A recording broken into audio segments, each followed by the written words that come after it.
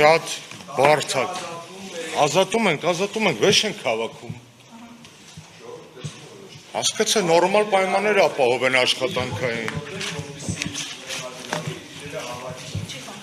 Դուք եք ինձ հիմա խոչընդոտում, որպեսզի ես իմ կարճ հարցազրույցը տամ, դուրս եմ գալիս։ Շատ բարդ է պարկեշտ գնահատել Հայաստանում իրավիճակը, բայց քանի որ վերջերս Սերժ Սարգսյանի թեթև ձեռքով դարձավ որպես քաղաքական տերմինաբանություն, այսպես ասենք, Ադրբեջանում եւ Թուրքիայում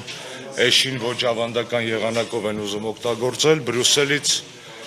այդ էշին ասում են էշ մի սատկի գարուն կգա, Վաշինգտոնում էշը պահանջարկ չունի, Մոսկվայում էլ տրամադրությունից կախված կամ իշակ են ասում կամ օսլիկ։ Այս է Հայաստանի վիճակը։ Ցեղասպանության հարցի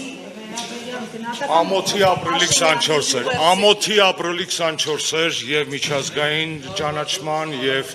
մեզ ներկայացնող մարդու ուղերձի եւ հոգեբանական իրավիճակի խայտառակ վիճակ էր։